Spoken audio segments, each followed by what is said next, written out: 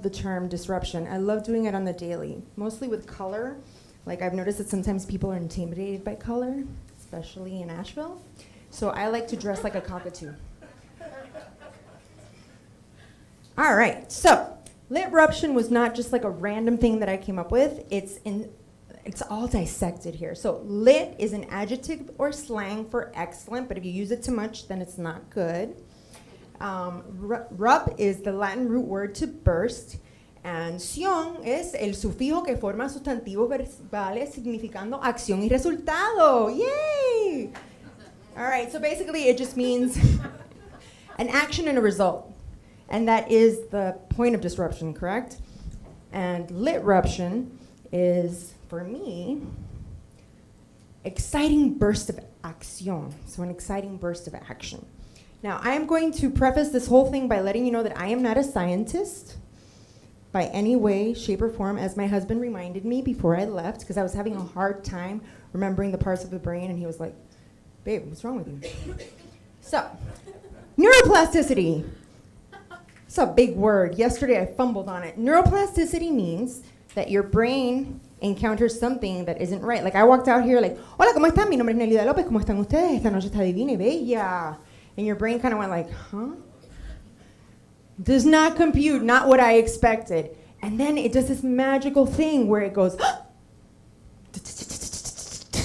and it creates a new pathway. It molds. IQ is not fixed. When we were kids, we were told, hey, you're a number. Nobody's just a number. But you're a number, and this is your number, and this is your number for the rest of your life. Neuroplasticity has proven that that's not the case. IQs can grow, brains can grow, people can change. We've seen it happen once or twice. So we know that it can happen. This was my intimidating chart, right? So these are all representative of things that the brain does that I can't remember the parts of. But I do know that the bilingual brain, el cerebro bilingüe, is healthy, es saludable. It's amazing to work in two languages. It's incredibly traumatic and frustrating as a child, and you're the translator, but it's a wonderful thing that your brain does. It's healing trauma as it's learning a new language. So Duolingo got it right. I used to criticize that all the time, that and Grammarly, and then I opened it and I was like, wow, nobody has to do anything anymore.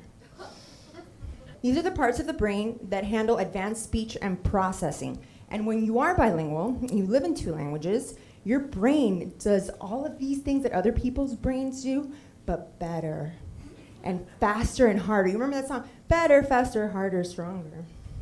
My son loves that song. All right, and now we get to the fun part. That was the sciencey part, right? So bilingual brain. This is my family. The Fernandez family circus, I like to call it. I used to have the Addams family ringer on my phone, and my grandmother heard it one day, and she was not happy. But they emigrated from Cuba after Castro. I'm actually wearing her dress.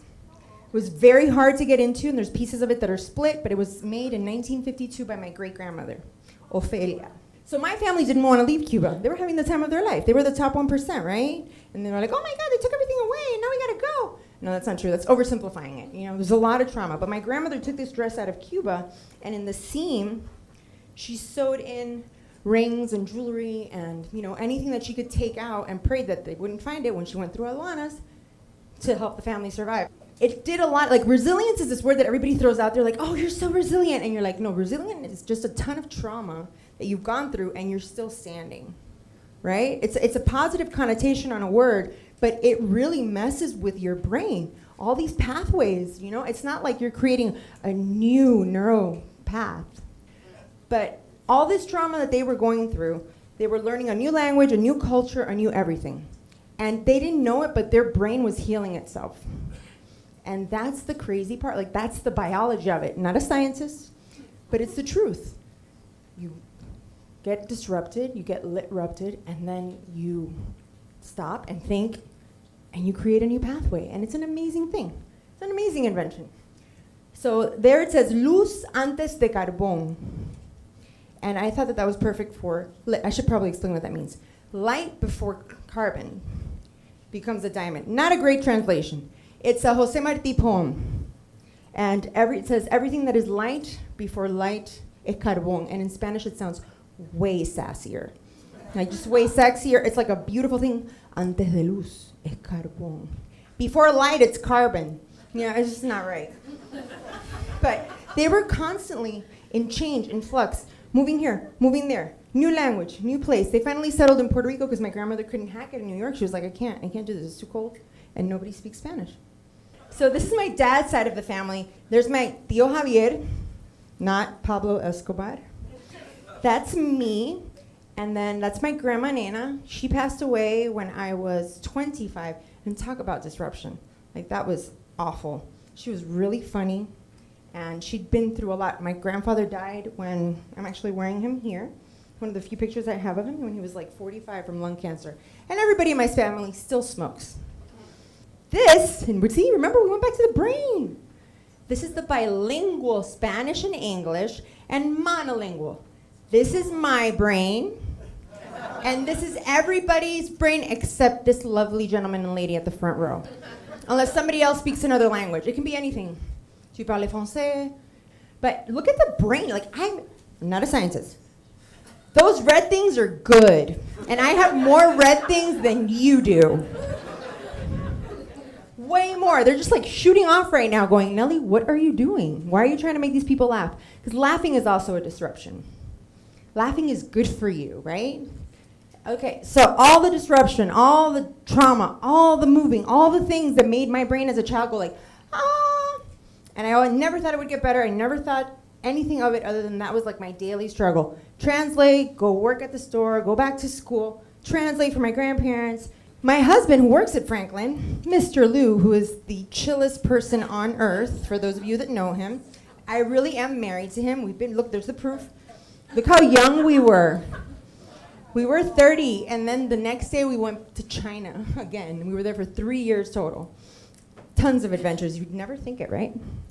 And then his family, his dad fled Mao because his mom was a second wife and had to leave during, when Mao got there, he was the landowner. He's like, okay, you gotta go, or we're gonna kill you, or starve you. So they moved to Taiwan and then Japan. So his family history is also like this trauma. New language, learn the language, and then you get older and you read a book and you're like, oh my God, learning that language, undergoing all that trauma, I think it canceled it all out. Then why am I still so messed up? Right? Like that constant, why am I here? Why are we here? And why I think I'm here is my family. I love my family. That's something that I love about the Cuban culture. It's not a tú and a yo. It's a nosotros. But we end up like coming together in this new country, in a new language. Living outside of your language is hard. Living outside of your customs is hard. When I first got to Asheville, I used to kiss everybody on the cheek, because that's how we do in Miami. Until one guy was like, are you hitting on me? And I was like, ew, no, you? Did not go over well. But it's all these little things. Like at work, I constantly have this thing where I'm talking and I'm moving and I'm trying to control my body and create a new pathway in my brain to be repressed. Because that seems to be the norm most of the time. It's like, just sit there and pretend like you like it. Or the word that I like to use is compromise. I hate that word. I want my way. But I'm sitting there, and one time I thought I was doing a really good job, and my friend looked at me, she's like, what are you doing? And I'm like, trying to hold it in, like my excitement. She's like, you look like you're having a seizure. Learning a new language, learning a new culture, your brain heals while you're on it. But sometimes the healing can't catch up to the trauma. So it's important to remember that, especially in underrepresented global majorities, where we need a lot of kindness and empathy and a little LITrupCIÓN, some excitement and action to take place. And now going back to the brain, see, I brought it all back. It's a giant circle, more like a loop. We built this culture of, oh God, I'm gonna use the word resilience and LITrupCIÓN, and like just constant trauma and healing, trauma and healing, trauma and healing, and you never know which is which. But yet we're all still here, and the us and them is gone, and now, tú plus yo, even though mine is prettier because I like color, is tú y yo, you and I. And it's also tuyo. Do you guys know what that word means? Yours, right? So, lo mío es tuyo y lo tuyo es mío. Thank you.